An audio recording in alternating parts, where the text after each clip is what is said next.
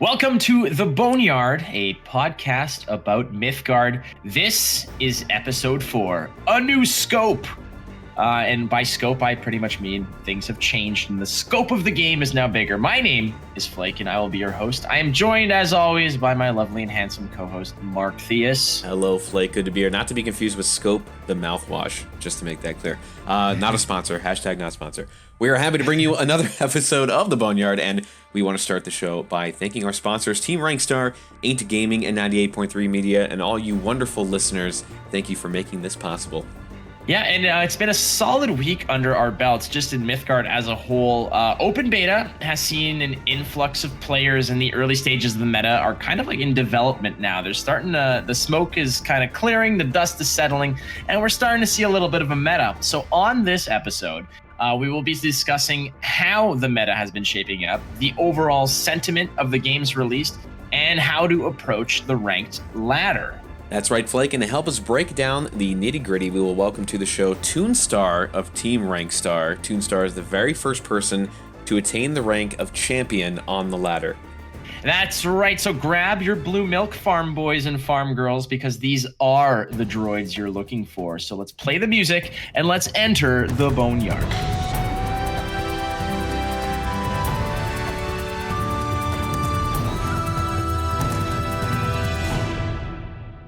All right, so as always, we enter the episode, this being episode 4, with a little bit of a state of MYTHGARD, where we kind of just, dip our toes into things and tell you what's going on. But the game's still so fresh that we can't exactly give you a very accurate, thermometer reading on it. Basically, MYTHGARD's going at full speed right now. Open beta is about a week old already, and there's plenty of deck guides and discussions have begun bubbling up. Be it some big names as well. Some big names have made an appearance in the game. Oh yes, and that we're going to get to that as well, which is very, very great. But we can't exactly give you a full-fledged sort of meta breakdown right now. But what we do promise you is that down the road we will give you a little bit of a snapshot of a meta report and meta analysis. I think that's what's coming, right? Absolutely, yes.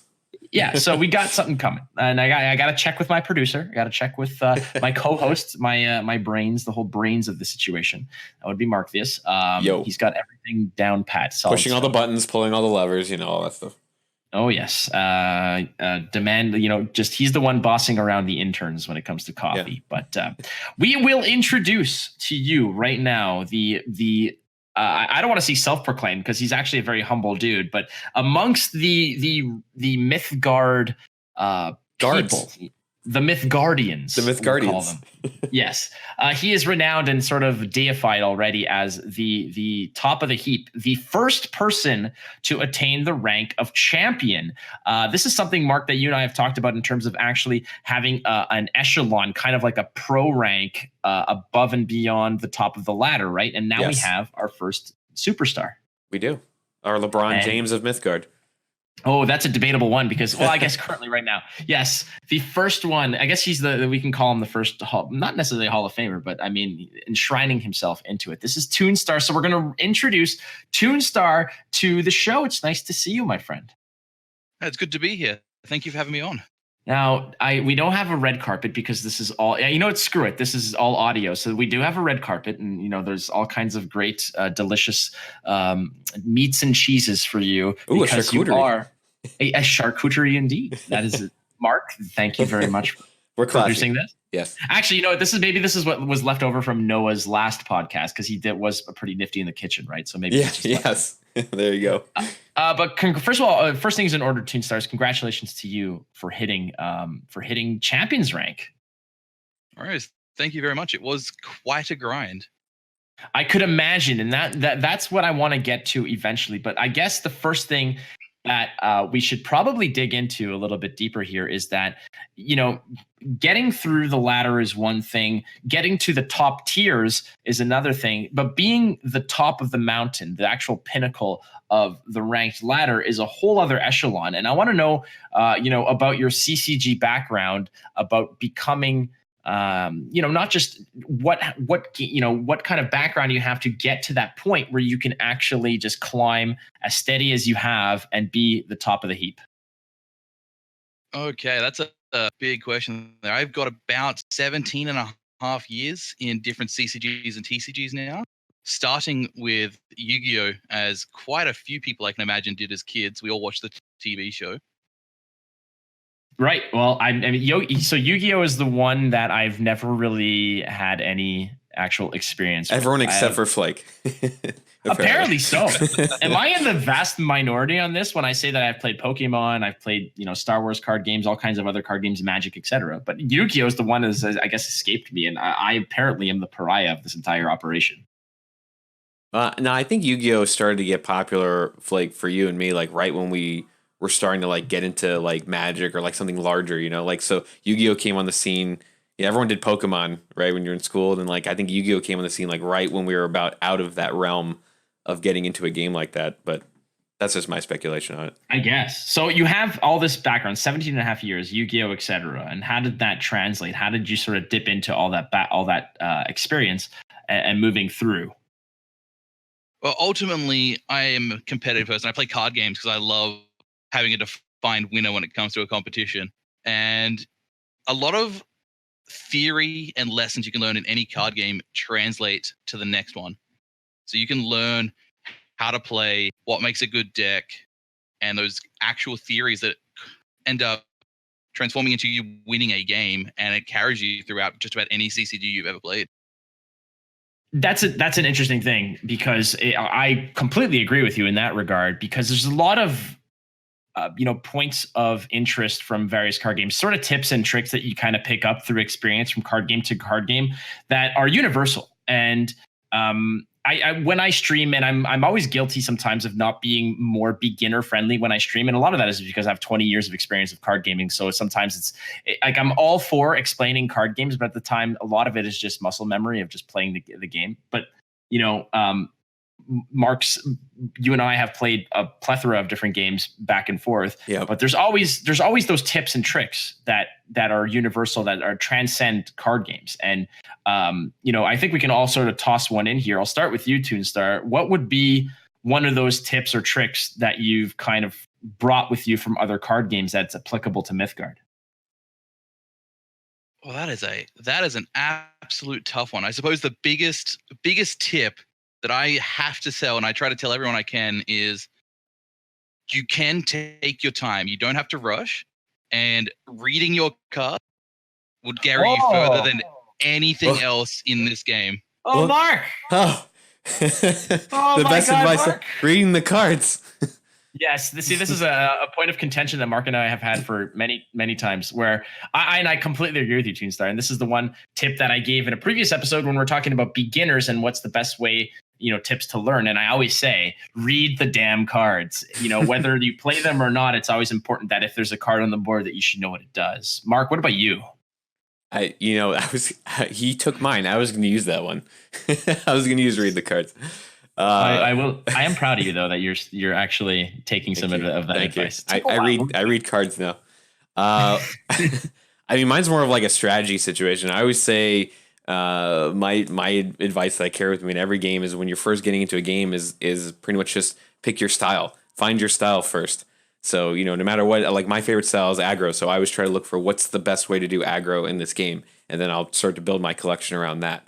So play to what you're strong at, not to what everyone says is the best deck or says, oh, you should play it this way. Play to what you're comfortable with doing. That's my advice. Right. There. And I'm going to add on to this little tip pool here as well, because I think that there's a lot of different, like, knowing your style is more of something that's sort of mid-range through your career, like in the midpoint. Once you start getting introduced and you kind of know what you like, reading the cards and knowing and taking your time is very beginner friendly. And if I'm going to take something a little bit further down, something that's applicable to, again, all card games, is understanding the meta that you're playing in. I think is something that can transcend various different card games. Is that if you know what the environment of the climate is, whether it's the same thing as leaving your house. If it's raining, if it's snowing, if it's hot outside, you're not going to take you're not going to put a parka on when it's, 90 degrees outside. At the same time, you're not going to, wear a raincoat in a blizzard kind of thing. It might be helpful. You might get through it, but it's going to be a painful experience. So knowing the climate that you're going into is also an important element. And for you, Tune, I mean, taking these tips, taking all this experience, it was still an interesting, or rather not interesting, but like, it's a treacherous grind, because not only did you do it, but you did it in spectacular, quick fashion. And what drove you, first of all, to say, I'm going to be the first one? Well, being champion is something a lot of people are going to strive for, and it's something a lot of people are going to achieve. But there's only ever going to be one first champion, especially after just coming out of a wipe.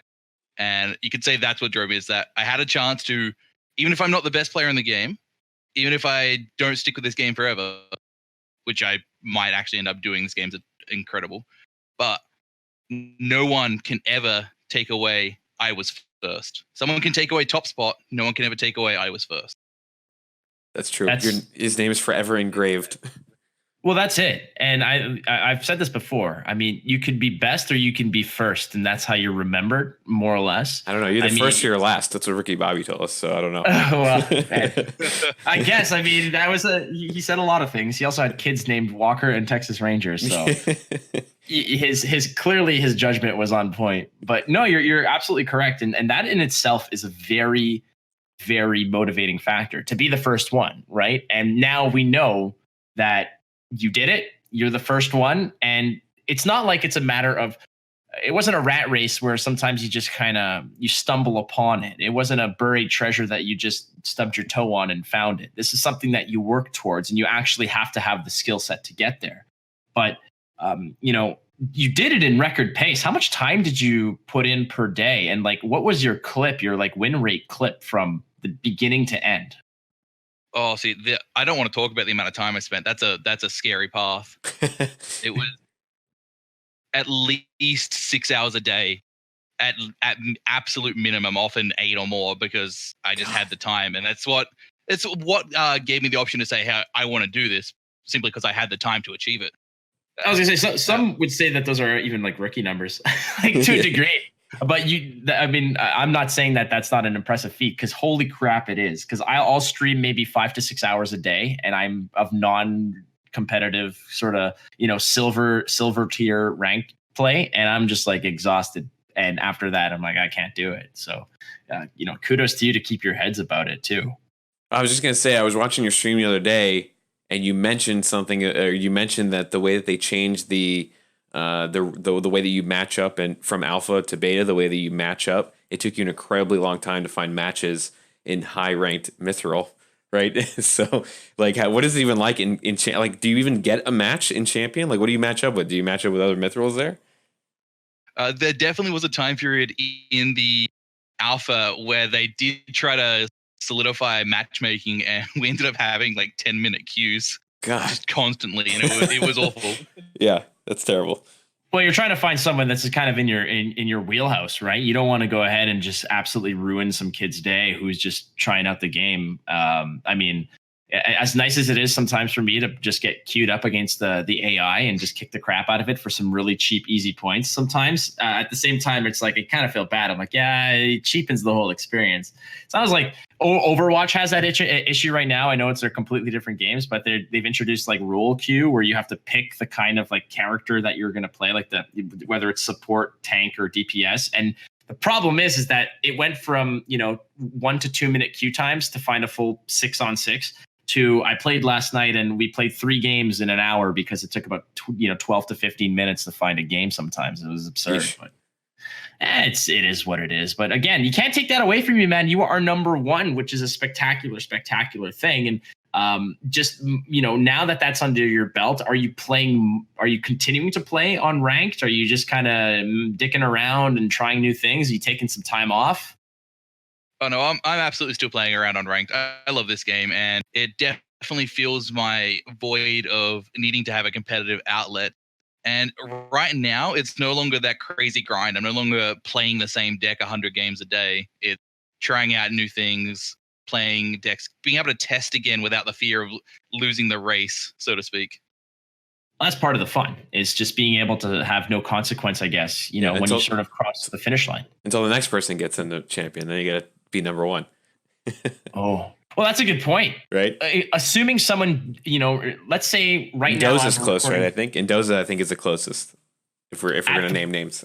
Well, that's the thing, and I wanted to get into this as well. Is that at the time of this recording, we're recording this on Monday, September 23rd. So we're a little bit ahead of schedule in terms of when we normally do this, but it doesn't matter. So when you're listening to this, you're in the future.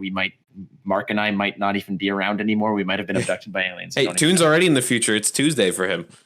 Oh, that's true. You Australian future. Oh my God. We did this with Eolus already, where we asked her about the, what are the lottery numbers and stuff like that. Pretty sure she called me a butthead, but that's okay. That's normal. But let's say today, right now, someone goes in, hops into champions and overtakes you and you're number 2. Are you right back at it? Do you have that competitive fire? Is it still burning within you to go ahead and get that next spot? I would 100% immediately take back to trying to take that spot back. Ruthless. He is ruthless. This is the kind of these are the things that, separate me from, as I drop some dice on the floor. They all came up aces, so it's okay. I have dice with aces on them. He's making you lose your marbles, isn't he? Exactly. I've lost my mind just thinking about it. But it's just that's what separates certain players from others, is the fact that I am content with just getting into Mythic, just getting into Pro Rank, just getting Legend. I don't need to push my luck in any way, shape, or form. But TuneStar, what is that drive? What is pushing you to be number 1? Winning tournaments in my early youth is just one of the best feelings I can't describe, and that carries over to this day. Essentially, it's like when you have put in some time, you put in some effort, you've tested a deck, and it rewards you. It's a good feeling. Yeah, that's gratification. It's justification. It legitimizes your stake at that point, and I completely understand that point of view. I mean, you want to be revered. Like, you think you're good, you're confident, but until you have a ladder placement, until you have a tournament win, let's say, or a top 8 to a degree, it's never actually justified. It's never stamped and sealed as as a legitimate claim. You need something to validate it to a degree, and I can definitely assume then that you're going to be partaking in the tournament scene that's going to be developing over I guess the next few months. I don't know. I have no secret information. I don't think Mark has any secret information that we can share necessarily. But as tournaments sort of sprout up, will you be diving in head first? Do you want to be the guy who wins tournaments, or do you just want to be the guy who places on ladder? I want to be the guy who consistently top 4s and top 8s tournaments and occasionally wins one. All right, so there's a little bit of you're not exactly the most bloodthirsty guy on the ladder, because you're content with the top 8. That's like saying, all right, well, we didn't necessarily win the war, but we weren't invaded either, and that's okay with me, I guess. That's a good point to bring up. It's I'm content with top 8 because in my head I accept that card games are not something that I can win 100% of games of, and that's just never going to happen. You aim for that 66% win rate to make sure you win 2 out of 3, win every match, and just keep going forward. You just make sure that if you're consistent and you're consistently good, the variance won't keep you out of top eventually. That is the most realistic answer I've ever heard from a pro player. Oh, it makes sense too. Yeah, I mean, for sure. Because frankly, in card games, with the amount of variance involved with card draw and matchups, etc., like in a game of tennis, let's say you're both going in with a pair of sneakers, a tennis racket, and you're hitting the same ball back and forth. So it's you're relying on your skill for the most part, and obviously the court has a certain impact on it. You might be better or worse on certain terrain, let's say, but at the end of the day, in a card game, you're bringing a completely different toolbox to the problem than your opponent might be. So it's very unlikely to expect to have a win rate above 65% consistently. The greatest card players in the world, in whatever games that they're playing, are most likely going to finish their careers just above 60% on any type of pro circuit. If you're approaching 70%, that's Hall of Fame legendary worthy in my estimation. Again, you can kind of challenge me on this. I'm completely this is just off the top of my head for the most part, but I mean, in every single pro scene I've ever followed or been interested in, typically those who attain those top eights are not exactly winning every single tournament.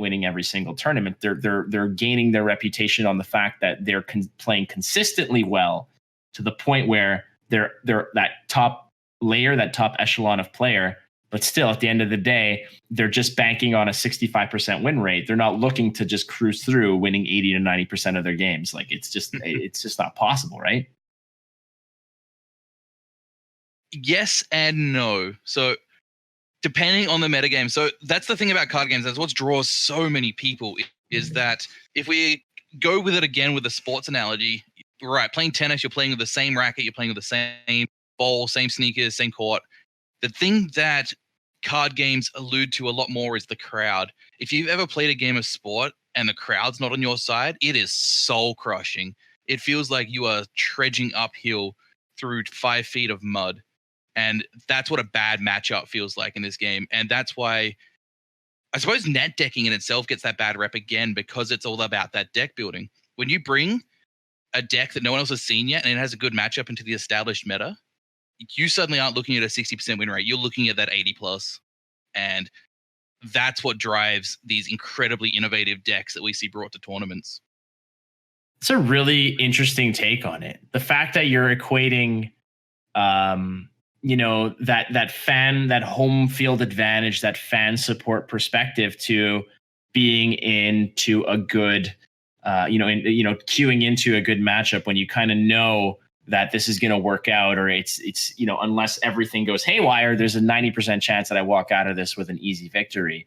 And seeing this from an esports perspective, from a spectator's perspective, when you're watching these matches, it's the same thing, because no one's going to necessarily cheer for the net deck. I mean, like, if we're going to take it out of another game, let's say, like, nobody's going to cheer for the Esper control player out of Magic, and no one's going to cheer for the no unit artifact player out of Gwent. Like those very slow, methodical, boring, grindy, control-y, no action type games. But the one who's slamming the dinosaurs down and rushing face and going haywire, those are the ones that are going to get the crowd support. And I kind of like that mentality as well. Flake, mono red. Okay, it applies in Magic. It applies in Mythgard. Mono red.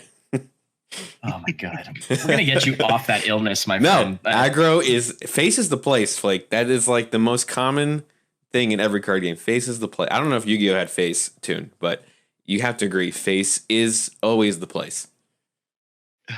Face is the place sometimes, and Yu-Gi-Oh most certainly had those decks that would just where people could not stand you for bringing this deck to a tournament. And I had those decks where you brought this deck to the tournament, you were suddenly the most popular man in the room. What happened? I'm that guy. I always have this deck that everyone hates.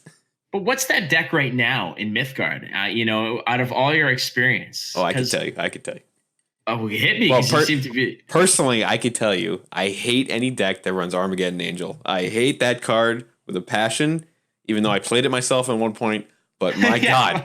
I hate orange so much. Orange is the most obnoxious color, in my opinion. But I'm sure that's just subjective. So you weren't around then when the Armageddon Angel loop deck was around, and we were casting Armageddon Angel at least 7 times a game. Oh my, that sounds horrible. Oh, thank God I wasn't around for that. That sounds horrible.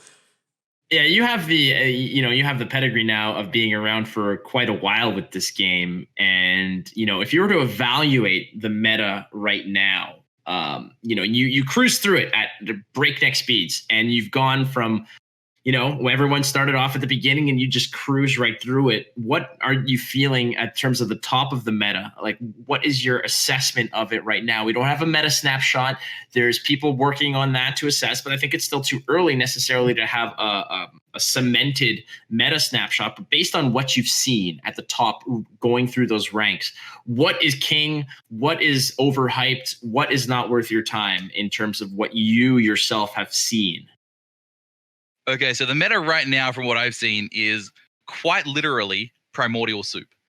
It is a complete mess. Everything has been tumbled around. Everything is jumbled around together. Climbing the ladder, for example, the four people that played the most, I think, myself, Days Undoing, Enderzoa, and Crueltech, were quite literally playing almost exclusively blue, red, and orange in various combinations. And it was mid-range soup. It was us slinging fatties. It was us slinging removal. It was us doing a whole bunch of nonsense. Then I tried to go over the top with a more value-orientated grind list. Then Crueltech went underneath with aggro. Days Undoing slapped about 20 mythics into his deck and just went to ham Value Town. And it just keeps evolving. We're starting to see the emergence of controlling strategies again. But everyone is still experimenting. No one knows what is good. No one knows what is bad, well, except maybe Dora, but that card's too cute to really be bad. But yeah, it's just primordial soup. We're still just waiting to see what actually emerges in the end. I don't know. I've seen Yeah, a lot go of big ahead, ones. I was just gonna say I've seen a lot of big units. That's kind of like if we're gonna try to make a meta, I think like personally, maybe it's just because I'm a scrub in silver, so I don't know anything, but but I've seen a lot of large units and heavy control surrounding that. Like every time I try to play aggro, I just get completely like it's just everything's getting cleared. But I don't know. Maybe that's just in silver. It's like that. I think a lot of it has to do with just the understanding now that people are realizing that your life total is as much of a resource as your mana pool is, wherein aggro can be great. Aggro can be, create some nail biting moments, but eventually if you can just, withstand the initial storm, and even if you're a win with 1 life or a win with 1,000 life is still a win. So being able to play a little, further deeper down the spectrum of the strength of your units, if you can just establish a little bit of removal and stabilization, eventually you'll be able to go over the top. And to your point, Mark, you're right. I'm seeing a lot of I'm in like S08 or something like that. And yeah, so you see the same thing, right? A lot of big units. Yeah, and that's a lot of it. And a lot of these decks that like to go wide are being punished by units that just go over the top, or are bigger, badder, nastier, and have overrun that just cruise through it. And eventually, it's not that it's just a matter of come from behind victories, but they're a matter of eventually your opponent just runs out of gas, or they just cannot get through your big baddies, and it makes for uncomfortable situations. You're always feeling the heat early, but aggro just seems to be running out of gas. And this is something that I was completely, wrong about when I thought that the game was heavily leaning aggro and that control had no options. And apparently, even at the top of the heap, it seems like mid-range to control is taking the cake. TuneStar, I know that if you were to evaluate the strength of aggro versus control, or even some, a more mid-range build, is the game leaning more towards one side, or is it just a matter of the meta is constantly going to be in flux, where it might lean aggro one day or it might lean control? Because certain games sometimes just favor one archetype versus another. It's just the fact of the matter. The game is definitely still in a lot of flux, and on some days I will face nothing but aggro, and some days I will face 5 control matchups in a day. I think the symptoms we're seeing, especially on the lower tier ladders, because I have seen it every time I get matched into a silver player or even a low gold, high bronze player, is they're playing fatties. And it's because that deck is easy to understand, it's easy to see what it does, and it's easy to get the cards for it. Like, you might not have the huge bombs like Sapo the Devourer, which comes in with huge stats and an effect, but everyone has access to Volkov Heavy, everyone has access to Black and Jotun, and they're just 5-cost balls of stats with overrun, and you'll see them everywhere. Fatties is my new favorite word for this. Fatties. I thought that I was just so enamored with the internet, the whole internet, enamored with the fact that the whole clapping alien ass cheeks and stuff like that. Like, what are you talking about? What are you talking about? They just raided Area 51. The whole point of it was to clap alien ass. There was. What was it? 2 million people signed up. I think 70 or something showed up. How many? It was like something really sad. It sounded exactly. It sounded like when you have like 500 people booked for a tournament and only 20 end up showing up. It's essentially every Facebook reunion you've ever seen in your life was essentially what happened right there. But fatties. No, but I'm sorry. I love it. But you're right. And that's the point, is that it's not necessarily going to be a game that is leaning towards the fact that you have to be a whale in order to hit the top of the ladder, because there are cheaper options that are equally effective. And like you said, I mean, if you're going to be playing aggro, a lot of the cheaper cards are leaning more towards that archetype. So with that ladder business kind of put to bed, you got there, you conquered it, you're already to the top. What kind of tournament scene are you hoping comes? Because I know you said you want to, dive in head first into the tournament scene. What are you hoping, Rhino has in store from an esports perspective? I've asked a few people, but you are clearly right now head and shoulders above everyone else in terms of the competitive side. We've asked people who play casually, we've asked people who broadcast the game, but you as a competitor, what are you looking to find from an esports scene? Oh, that's a very good question. First thing that I definitely need to clarify, as always, for those at home, is that I was the first to the top, but I'm by no means the best player in MYTHGARD at all. There are so many people that I consider better than me already that I'm still learning from. But on the point of tournaments, the thing that I want to see, and the thing I want to see from most games, is you need lots of small and mid-sized tournaments to keep something going. You need those weekly Friday night magics. You need those Yu-Gi-Oh regionals, and then you need the big invite events. You need the huge, Pro Tour from Magic. You need that. You need that pro scene, but then you need all the mid-tier and small stuff that people can just enjoy the competitive nature of without having to be in that upper 1%. That's always a healthy injection into the game itself, into the community, is when you have outlets for people who are not necessarily vying for champion ladder points, to qualify for a qualifier, that if they win, they become, they get a chance at a big prize at a bigger tournament and somewhere down the line. No, you have to have some kind of tournament infrastructure that is possibly even curated by the community itself, because that, like you said, that adds that spice and it gives people that extra drive. Mark is intimately involved in the tournament scene yourself. Mm-hmm. And I know that, you've done a lot of these little tournaments, either as a player or as a producer, as a behind the scenes, as an organizer. Like, what does this mean when you have this amount of, those extra little tournaments that are not the big one, so to speak?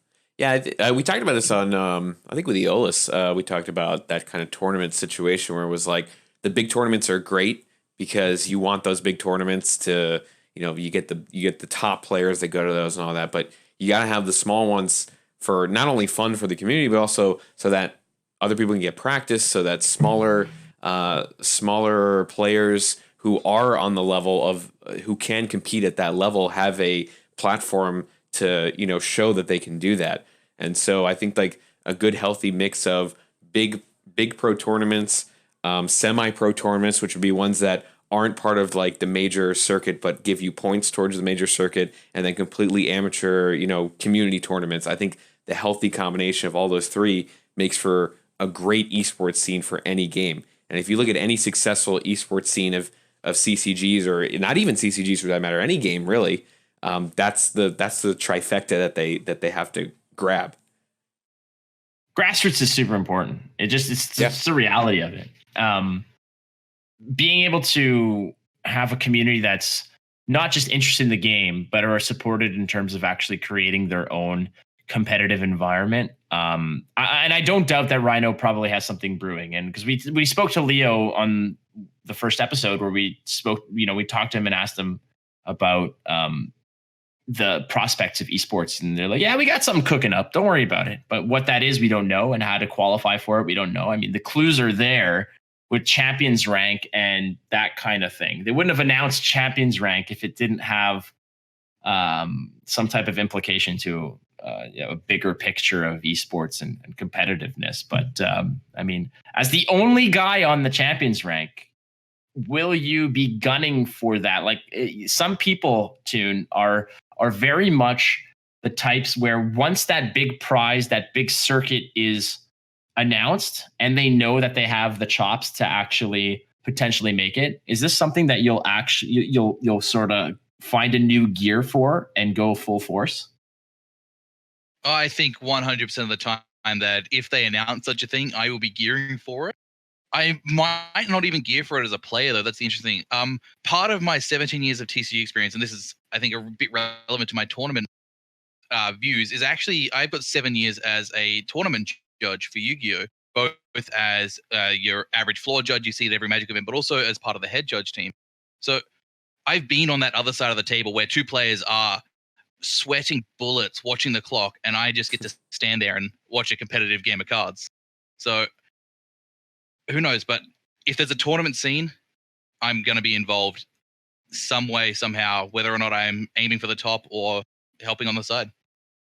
It's a whole different world of, being somebody who just wants to be the ladder player and who wants to be the tournament player, and preparing for both is a different story, because usually when you're grinding ladder and you want to make a splash on ladder and progress through the ladder, a lot of it is just reps. It's just putting in the games and getting a constant feel for what the meta is and making sure that your deck is perfectly tuned to ride those waves that are, that you're surrounded by when you're on the ladder. But tournaments, different story, man. Like, it's just bringing that one deck to the tournament. You have to make sure that you know who you're playing against, what the meta is, the tournament meta, and the top 8 in itself is a whole different story. But if you're already devoting 6 to 8 hours of competitive high level play just to attain the top of the mountain, that's just the first steps, and that's could be scary for some. But for you, it seems like you're just happy to be involved in any capacity, and that's really, really damn cool. For myself, I don't play the competitive aspect of it. I'm more on the broadcast side. Same thing with Mark. We're both kind of, we're on the production level of it. But we're behind the scenes. Well, you're not behind the scenes, but we're production side people. We can hold our own on a ladder, but we're production side people. So it's always a pleasure to talk to someone that actually knows both sides, because, like you said, you judged as well. Isn't it interesting? Like, it's such a different experience going from playing at a high level to then judging at a high level, and it's such a different experience altogether. It's absolutely hilarious how much the experience is different. I still remember the first major Yu-Gi-Oh tournament here in Australia that I actually got a top 16 for was after I had started my judging career, and I had more than one player throughout the day come up to me and be like, so I just always thought judges judged because they couldn't play the game well. And yeah, no. it comes up. It really does. And I think it's important as well for anyone who wants a tournament scene to do well. So not just be part of it, but wants the scene to perform, do well, and exist, needs to know what happens on both sides of the fence. Like, especially esports, especially coverage. Like, those massive football games we see, these massive tournaments packed full of people, they don't happen without the production side people. They don't happen without the event staff. There's so much more to it that goes into it than just having a game that's good and having the players be good at that game. Yeah, there's a reason why, especially in sports, ex-players make the best broadcasters, because they know exactly what they're talking about. When they say things like, oh, this player's thinking this, or the coach is probably thinking this, because they know, because they've been there. They know exactly what's going on in that moment. And that makes sense. Flake can attest to this too. Like, I know if we're getting into, if Flake gets hired for something, or I'm putting on a new production for something, the first thing we do is, well, I've never played the game before. Let me go play it for, a couple hours, or not even just a couple hours. You could play it for like a week or a month and get into the game and learn all the ins and outs, so that I know exactly what's going on. So you don't go into the tournament day being like, what is this again? Is it a card game? I got hired for League of Legends, and I never touched that game in my entire life. And you had to play then. I didn't have to cast it. They thought I was going to be a caster, and I said, no. We need to be very clear about this, that I do not have the chops to be a caster because I don't know anything. And if you want to talk about a game that has infinite freaking depth, League of Legends is absurd. Between the combinations of items and the hundreds of, or over 100 different characters that you can select, forget it.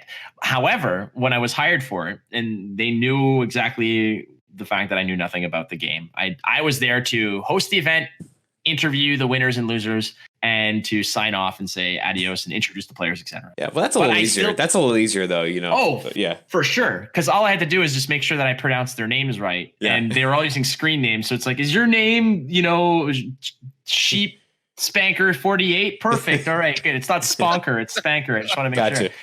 Right, but I still put in. I honestly put in about 3 to 4 hours a day playing League of Legends, leading for about 2 or 3 weeks leading up to it, because I wanted to know what the hell I was talking about, and that's definitely part of it. And same thing when I was casting Gwent Masters.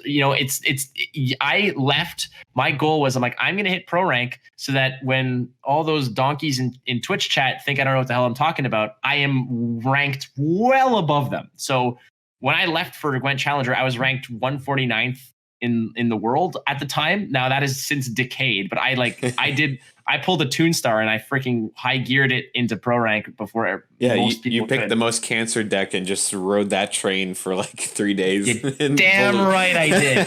And then I wrote an article about it too. You did. Suckers. Hell yes, I have no shame about it, but. Part of that as well. I mean, beyond the fact that, TuneStar is now, you're establishing yourself on the scene as not just a great player, but also a great streamer as well. And the game being out in open beta now has attracted some other fairly significant names that I want to get to. Now, standard marketing strategy, I would imagine, from a lot of these different games that come out is you want to make sure that you get a decent amount of eyes on a game, and to do so it's no secret, man, you just pay people to play the game. But there have been some people who have been playing the game unsponsored and actually raving about it. One notable one would be Noxious of Magic fame. Noxious is someone he's played Gwent, he's played variety of games, which now he's in his niche being Magic, but he played MYTHGARD unsponsored and was very adamant about telling people that he was not being sponsored because he wanted people to trust his positive reviews about the game and not just be pulled out of his assessment of it as being, you're just a paid shill, so you have to say something nice. He was very, very, very on the mark to say, no, I am unsponsored and here is my assessment. Now, Tune, what does something like that do for the game, in your estimation, when someone like Noxious comes in unsponsored and praises the game?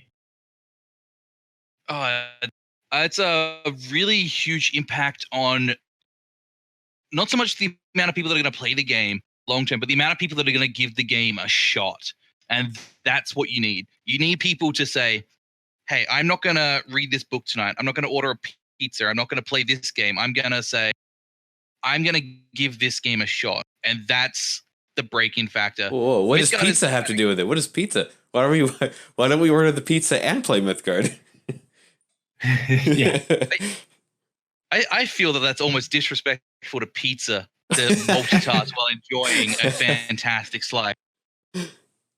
Fair enough. Now, I mean, Noxious steps in. He says some great things about the game. And you're right. I mean, it's not necessarily going to grow the game in terms of actually keeping people stuck to it, but more eyes is more eyes, and giving it a shot is another thing. And that's how I got into it. Enough people I saw were playing it and praising it, and I gave it a shot. And it's not going to be for everyone, because let's be honest, it's not everyone's cup of tea, but it is what it is. But we've seen growth on Reddit just in the past few days. The Reddit population has gone from the mid 700s to now exceeding 1,000 people to 1,200 or so. I'd estimate by the time that this podcast gets published that the MYTHGARD Reddit population will most likely exceed about 12 to 1,300 people, which essentially is close to double what it was about a week or so ago. Yeah, that's been growing big time. That actually grew a lot this week, which is nice to see. Oh, it's definitely nice to see. And TuneStar, I mean, your content that you've been putting out from the form of streams, etc. What are you, when you see other big streamers, coming in, and I don't want to say taking the limelight, but there's certain people who kind of get into the game from the base state and feel like they kind of, not that they own it, but it's like, this is my domain. I don't know how I feel about other people coming in. So when you see other streamers coming in, and playing it, either sponsored or unsponsored, is that kind of feel like you're stepping on toes? Is that not necessarily the best way to approach it, or how do you feel about that? it is truly unfortunate when someone with a reputation comes in and they take the limelight for a second. It truly is. But ultimately, we've seen this with a lot of games. As far as I think the small downsides, as much as it hurts as small content producers, is going to be outweighed by the benefits long term if these eyes on the game end up sticking with it. If the ultimate product of MythGARD is good enough that it takes these massive 2,000 to 5,000 viewer streams and it keeps some of those people, well, then that ultimately I think will come back and benefit me as a small content creator. And I truly believe MythGARD is the game that has that kind of grasp. It has that ability to grab these people and enthrall them. It does have, to quote Noxious's stream, I think his stream title said something like "best mana system ever?" quote, question mark. Yeah, that's a very great endorsement for a game where people are always curious about the fairness and the resource management pool. Yeah, that was his favorite part actually, because he went into a lot of detail about that, comparing the mana system to a couple other games and why this one was better. And that was like his favorite part about it. And I actually agree with him, because that was something that I also thought when I originally got into the game, was that this mana system feels good because you don't feel bad burning cards. You know you're getting it back. You don't feel bad when you have the way it works with gems and mana is just like, it just feels good. It doesn't feel, you don't feel like you're getting land screwed. You don't feel like you're getting mana turn screwed, or any of those kind of things. Like, it just feels nice. And like we said, when someone with that kind of clout within the community or the gaming community makes an endorsement like that, it can only be good. And sometimes, and I sometimes feel this way sometimes as well, where you got to put your ego aside and be like, you know what? Good, more the merrier. You get in here and put some eyes on the game, because it's only going to grow it. And whether they stay, they stay. Whether they don't, they don't. That's up to them. Some of these people are just guns for hire when they come into these games and play them. And it's a marketing strategy. These are as much businessmen as they are, or businessmen and women as they are, enjoyers of games. They have bills to pay. They have deals that they have to keep. Pizzas to buy. Pizzas to buy as well. Exactly. Speaking of which, I got to call Ben at Domino's. Oh God, what a reference! That one takes me back. That's old school Flake. That's an old school Flake stream reference. That's 3-row Gwent Flake. That is. Oh wow, that was a long time. That's ago. A long time ago. So, Tune. With that said, my friend, I mean, you are right now the head honcho of the ladder, and I want to ask you some of your advice in terms of what you can tell someone who wants to attain champions rank. What are some tips and tricks that might have helped you keep a level head, as well as win more games than you lose on the ladder? Oh, this is always a good question. And number one thing to performing well on any game that's going to require you to play a lot of it is to enjoy it. You can't sit there and grind ladder with a deck that's good, but you can't stand playing. Like, you'll get an hour at most and you'll go home, or at least you'll turn off your computer and do something different. Yeah, go ahead. Yeah, other than that, it's and this is something that I find super unique to MythGARD. Go watch some games. The replay system and the spectator system in this game is absolutely phenomenal. I can be in queue waiting for my next high-level match, watching the other two Mithril players that are my closest competition duking it out. And that just is... It's ludicrous to think that that's something we can do. Like, I shouldn't be able to sit there and watch, know what my opponents are playing, see how they responded to threats, and then have to play them playing some of the same threats myself. It really is an edge if you're willing to put in that time. That's a very, very valid point, is when you're at the top of the ladder and you know that you're most likely going to be queuing into the same, handful of people in order to sort of duke it out at that point. This might be something that we need to talk to Rhino about and say, maybe this is an option that people should be able to shut off in terms of actual spectating their matches. Because if you know that you're going to be fighting the same 5 people moving forward, you could just queue into their games for about an hour, write down their deck lists, and then know exactly what they've got coming down the pipe, right? Oh, it's certainly something you can do, but you think can't see the hand though, ultimately right? it's a good thing. You But can't see the hand. Yeah.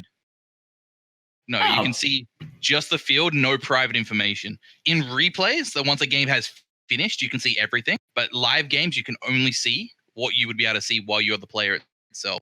And I think that's a perfectly healthy system. Like, to me, that's no different to me finishing my game early in a paper tournament and then walking around tables 1 through 10 just to see what's going on.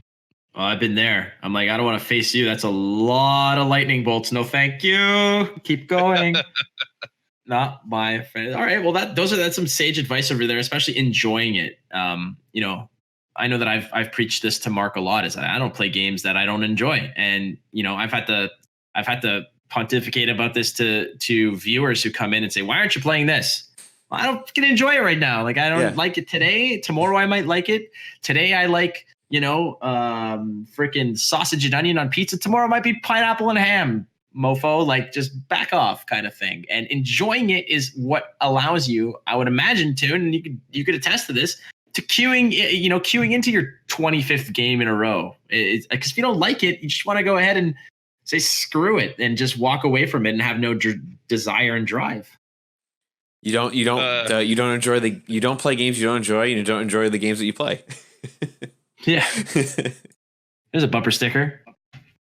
There was actually a point where I hit M10, like I hit the top of Mithril, and I said, all right, no, I cannot play the game in my current level of hype to the ability that I need to make sure I can get into champion. So I walked away from the game for about 2 hours that day, and I just sat down and I watched Enderzoa's stream instead. And there was a point where he and I were talking about something in chat, and then he's like, let's go look at your replay history, Toon. And the replay history apparently shows your last 100 games on your profile if you don't have it set to private. And he scrolled down to the bottom of his 100 games, and it said one day.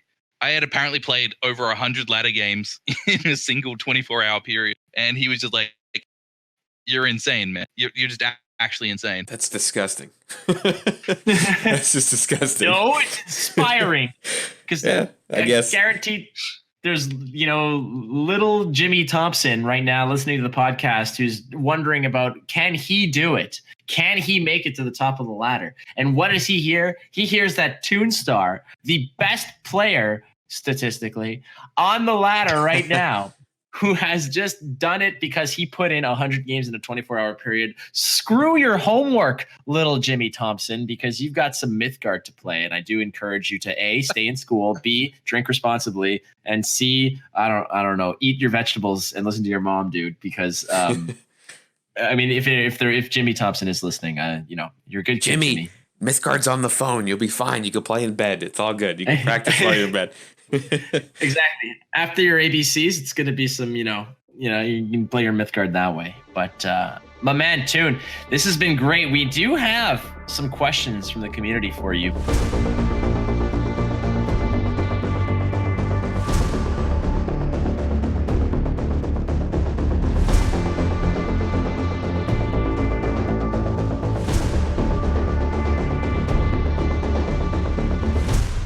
All right, so one of my favorite parts, I know Mark loves this as well, is we go to the mailbag, essentially, which is before we record it, we reach out to you via Discord, Twitter, Reddit, and we say, hey, community, we're two idiots, but we have a much smarter guest than us. So we want to hear what you have to ask our much smarter guest. And in this case, TuneStar, top of the ladder, big dog on campus, because apparently dogs can go to college now. I don't know, but we've got questions for you, my friend. So if you're ready, we're going to start firing them. You let me know when you're good to go. Hey, go right ahead. I love hearing from everyone in the community. MYTHGARD community is probably one of my favorite gaming communities so far. All right. Well, there he is. You're already at the top of the ladder. So you don't need to kiss their ass, my friend. You're already number one in our books. We're going to have you read hate tweets out loud. Yeah, so. Yeah, exactly. That's going to be a new segment. Maybe we'll have that, tweets from the community. Yeah. Okay, here we go. So the first question is, and I'm going to use my executive powers here.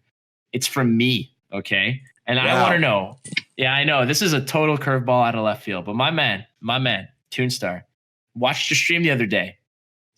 Followed your stream, subscribed to your stream, and I was welcomed to your stream, and I became a fish. Can you please explain how I am a fish as being a fan of the show. Okay, so this the fish thing has, I think, at least 10 years of backstory to it. Oh my god. As you guys know, my screen name is TuneStar, which is short for the TuneStar Master. And many, many years ago, I met an online friend who, upon first meeting us in a huge chat room with like 80 people, misread my name as the Tuna Star Master. And the fish theme stuck. And it's even funny when you consider that in Australia, my hometown is Port Lincoln. It is one of the biggest tuna producers in the world. It is home to the annual Tunarama Fest, which hosts the Tuna Toss Prime Sporting game. What? And Holy Lord. Oh, my Lord. What are you doing over there, guys? Keep going. you just can't make up this stuff of how much of a coincidence all of this just happened to line up to. And, well, the fish theme has just stuck. There was a younger sister of a friend of ours who knew me as the fish guy. I would blub whenever I was Skyping with them. Like it has been a thing for that many years now that I think it had to be a part of my stream. And good for you, Flake. You are gonna enjoy your life as a fish, because if anyone has watched Finding Nemo, they remember the wise words of Bruce the Shark: "The fish are friends, not food." Oh my god. That answer was better than you could have possibly imagined. No, I was expecting something like I like fish. Screw it, I like fish. No, there's a whole like tome. There's a festival. It's a festival miracle. Oh my god. Okay, listen. So yeah, and I will let everyone know that if you go and watch TuneStar's his stream, and you hit the follow button, he will welcome you in such a unique and wholesome way, because he basically says, "Hey, thank you for the follow, Flake. You are now a fish." And it's like, "Oh, this became a fish." All right, so that's amazing. Thank you for leading off the mailbag in such a spectacular way. Next up, here we go. Speaking of wholesome, we've got a question from Wholesome on Reddit, and he says, he asked a bunch of questions. We're gonna give you a few of them, but he has so many. But here are some of them. He says, "What made you push so hard to be the first champion? And how do you feel about red as a color in Mythgard?" Oh, how do I feel about red? That's a tough one, considering both of the decks that I climbed with, and I put in nearly 200 games on, included red as some variety. I like red's identity of the color. I've always liked red. I was an Izzet boy through and through for quite a while there in MTG. I love burn spells. I love going, "Oh, that's the creature. Pew! Oh, you're nearly dead. Pew!" And we're just gonna play burn spells like that. But we discussed what made me push so hard to be the first champ to begin with there, and it's like I saw the opportunity. I had the time spare. I was coming off my work week as open beta launched, and I had the time to just slam the game, so I took it. But I also knew from in alpha, I did take myself to first place on the alpha ladder at one point as well, so I knew I had the ability to do it, and just push there. Red, though, I like red. Red has issues, but all colors have issues, and luckily we're a digital card game. We have the ability to fix issues over time. That's a great one. No, that makes sense, and I dig it. And that's a great lead-in into the other question, which is from Doggy House, also on Reddit. It says, "We've heard you say that you've played CCGs for 17 years, and that Mythgard is the best digital CCG you've ever played. What attributes specifically make it so, and what improvements would you like to see down the road?" Improvements are just going to be a lot of quality of life features. So big improvement is always going to be tournaments. We discussed that. Big improvements, that one. The other big improvement is something that I already know is on the roadmap, and that's the social aspect of card games. Anyone who's played a paper TCG knows how big that social aspect is. And guilds, you can see the section for them in the client. The devs have talked about them. I'm really excited to have and see what that happens. But as far as what makes Mythgard so good, and it's twofold. First is the mana system that, as we discussed earlier, Noxus was raving about. It's just fantastic. There is no other mana system that I have played that gives you so much agency as a player. I can choose what cards in my hand. Like I get a big opening hand and I get to choose what cards I want to keep for a matchup and what I don't, and what need to become mana and what don't. I can never be mana screwed. I can freely combine all cards in my deck. Like there's no situation where a bunch of combinations have a dual land and a bunch don't, which prioritize those. It's just phenomenal. It really is fluid, and it's something that's only really possible with the way they've done it in the digital space. And well, I hope they keep working on it. The second thing is the lane system. And who knew the thing that makes Mythgard the best is the two things that I find unique about it, or at least unique in the way that they've been done here. They're all playing a minion on the field, burning a card. They're both very minor actions. You're going to do them 20 to 50 times throughout the game, but those minor decision points add up very, very quickly. And that's what gives this deck such a depth of play and a high skill ceiling. Even if the ability to learn to play the game is low, you can keep going up and up and up as you learn when to burn, when not to burn, where to play, when not to play. Like sometimes the difference in winning a game and losing a game comes to an interaction where you simply played a minion on the wrong spot and your opponent did not. And at that point, it becomes less about playing better than your opponent and not being the player to mess up. Yeah, you're kind of backpedaling at that point, right? So if you like, that was a good point. Like if 2 turns ago or 2 or 3 turns ago, I misplayed a unit on the wrong lane, then my opponent played their unit on the correct spot, like to where it could be beneficial to them. Now I'm backpedaling and I may have had an offensive plan, but now I have to scramble and figure out how to play defense because I screwed up 2 turns ago. Like that's the most unique thing in a card game I've ever seen. Lane prioritization and planning is such a unique element to this game, whereas in games that look similar or act similar, I feel like it's borrowed from the right aspects, because the fact that that damage carries over from turn to turn is something that you see in other card games, but the fact that there's lanes and you can attack freely without having to declare defenders and such, that makes lanes important as well, versus just slamming it on a board and being able to go wherever you want to go. These are great elements and make the game unique and make the game enjoyable. So we got one more for you if you're ready for this one, my friend. We're gonna give you a kind of an out of left field sandwich with the fish thing, and now we've got this one. So you ready for it? Always. All right, here we go. This one, I'm hoping I'm pronouncing this correctly, but Casey Haddon. And does that ring a bell for you? Not off the top of my head, but then again, most people's screen names change between platforms. Okay, well, this question was essentially preluded with the fact that you guys go kind of way back in type of coffee element or coffee background. And the question was, what is the one thing people should be doing? What is one thing people should be doing with their coffee consumption that few actually know about or do?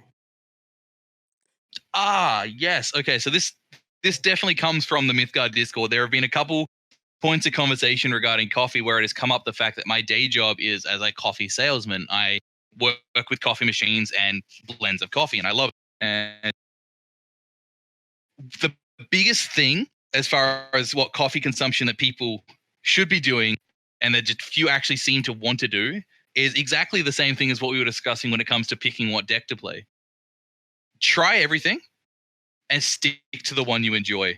At the end of the day, it doesn't matter what you're drinking coffee for. You're going to hate it if it tastes awful. You've got to enjoy the cup of coffee you're getting. So that's definitely my number one thing, is just find a way to enjoy it, and don't let anyone tell you that you're drinking it wrong, because you're not. As long as you enjoy it, you're doing the right thing. Oh my God, Mythgard is a cup of coffee. It's just, oh my God. If you could just implement blackjack into it, you've got all of my addictions into it. Card games, coffee, gambling. Let's make it happen. I can have a giant, just this enormous jamboree of things I love. So I get sage advice. And as someone who drinks more coffee than he should, it's good to know. I am also a fellow barista, and that I've done my years working at a coffee shop. I love coffee. Coffee's good. Coffee's life. And that is some good advice. Like the coffee you like, and screw the haters. That's basically, I mean, that's good advice for most things, right? That's kind of the way the world ends up working, unfortunately, is that a lot of it's just human nature. We just got to learn to enjoy ourselves. Gaming, life, work, coffee, pizza. Like, you're allowed to have pineapple on your pizza if you really want. Oh, wait, that's going to start a war, so don't even that's going to start an internet war, so. Yeah, for those listening, that was TuneStar who said that. You can leave your comments in the comment field. His comments are his own. Yeah, he's his own man in this case, now, but Flake, you got one more. You have one more. Wait, you have one more question, remember? Oh, right. Yeah, one more. Oh my God, I completely forgot. Good call on this one. All right. Yes. Here's a good one, my friend. All right, this one was, again, like I said, after hours, slid through under the door into my office that doesn't exist. So kind of just made it right at the buzzer. Here we go. This one from some random clown named Noah. You might have heard of him. And he says, now that I've known you for a few years and dragged you along through different card games, even introducing you to MYTHGARD, is it fair to say that I'm truly the first champion player and that you are just, and that you, TuneStar, are just Noah's vessel? Oh boy, so I've known Noah for, oh God, it's probably coming up on 10 years now. It's at least 9. Oh, we go way back. Met through Yu-Gi-Oh! Obviously originally. The long story thing about Noah is he gets involved in games. He loves games. And then he just spends 90% of his time surrounding the game instead of actually playing it. Like, I think he's got over almost 1,000 hours logged in MYTHGARD, and I reckon at least 100 of those are actually playing the game, and the other 900 just all the content work he does with streaming. Back when they used to run the MWO and everything, he's a good man. But no, Noah, you are not champion. That was me. That's right. You smash him down. You put him in his place. But in all seriousness, Noah does put a lot of work into the game and the community. And at the time of this recording, MythHub is still not a thing, but I think we can, kind of put our intuitions together and suspect that it's probably coming soon, because I know that a lot of people in the community are kind of clamoring for something that MythHub will eventually give to them in droves. So, Noah, if you're listening, you might be the inspiration, but you're not the execution of the greatness. So, that's just the truth. That's coming out of TuneStar, the master himself. And it's been a sincere honor and pleasure, my friend, to have you on the show to teach us a little bit about what it takes to, hit champion in record time and being the absolute first. And I guess one of those keys is to listen to Noah and drink ass loads of coffee. And eat pizza. And eat pizza. Certainly. Listening to good music helps as well. Yes, so make sure you're dialed into whatever the hell makes you happy. Be it Justin Bieber, AC/DC, doesn't matter. It gets your head bobbing, and make it happen. Because I know we tune into What's Up Woody's stream sometimes, and he's got his Copacabana theme going on. He's got all this 80s jam stuff, and I can totally subscribe to that mantra. That's a pretty good one. But I am subscribed to that mantra. I love Woody. So am I. Yeah. Woody's great. We're gonna get Woody on this. Yeah, we gotta get Woody on this show. We gotta get Woody on the show because, like I said, first of all, and maybe this is all extra jam to the show now, because I mean, all the MYTHGARD talk has been completely knocked out of the park. And again, I want to thank you, Tune, for coming on the show. It seems like a common theme now that we always just mention Woody on the show, because the guy is he's such a I don't want to call him a cartoon, because that has a negative connotation, but someone so happy and so jovial and so cheery and bringing joy to everybody is just awesome. So yeah. Woody, I know you're listening, buddy. Just keep on. Oh, congratulations to Woody, because Woody is going to be a dad. He's going to have his own little mini Tarzan running around. So yeah, good for you, buddy. Well, congrats. I didn't hear about this until today. He announced on his stream today. He was doing a giveaway for MYTHGARD. He announced it during his giveaway, which was really cool. Yeah, one of the giveaways is his son. Yeah. I hope not. Yeah, exactly. It wasn't planned, so we're doing an extra giveaway. Yeah. No. He's very, very ecstatic and super happy, and we're happy for him. So my boy Metro T, if you're out there, thank you so much. Metro T. All right, listen, TuneStar, thank you so much. Again, they can never take that away from you. The fact that you were the first ever to reach Champions tier in Mythgard, and for those who want to get a little bit more of the TuneStar and maybe become a fish themselves, why don't you go ahead and tell us where we can find you and what you're up to? At the moment, you can find me streaming on Twitch at the TuneStar Master. I have a Twitter and I'm active on the Discord, essentially. Like, if you're on that Mythgard Discord, you'll run into me eventually. He's everywhere. Beautiful. Makes sense to me. Works out. I like it. I dig it. So, my friend, thank you very much again for coming on the show. It's been a pleasure, and happy trails wherever that may be. But it seems like you're at the end of the road for now. But there's gonna be some people on your tail soon. So grab your pizza, your coffee, dig in for another one, and maybe little Jimmy Thompson has another idol to put a poster up on his wall for. But cheers to you, my friend. And Mark. Yes, sir. Give us a rating. How many coffee beans out of 10 is this episode? I will 100% give. The internet's going to hate me. I'm going to give this episode not only 10 coffee beans out of 10, but I'm also going to give it 10 pineapples on my pizza slice out of 10. Great episode. Yeah, of course, that could be misconstrued. I guess that could be misconstrued as the worst because people don't like pineapple. I don't know what the whole deal is, but that's for them to decide. It's that's not for for them us to decide. Yeah, it's not for us to parse out. But another great episode. And again, thank you again for pushing all the buttons. Again, Mark is the hardest working sumbitch on the internet when it comes to this kind of stuff. Please, so I do it for pleasure. It's gonna be great because you're gonna have a lot of stuff to edit out of this one, my friend. I know. Let me tell you that much. Lots of polish and clean. So the way that you hear this podcast has been polished and put through the ringer at least once or twice. My name is Flake. This is the Boneyard. We'll catch you again for more Mythgard talk on behalf of myself and Markthius and our wonderful sponsors. Again, 98.3 Media, Ink to Gaming, Team Rankstar. Mark, you know our new one, right? What? Scope. Oh, You've Scope, already lost it. We lost the sponsor. You've already lost the sponsor. Well, it's been nice, Scope. Thanks a lot. Adios. But most importantly to you guys, the listeners, thank you so much for tuning in, because if it wasn't for you, we'd just be talking to ourselves, right? So we'll catch you next time for another episode of The Boneyard.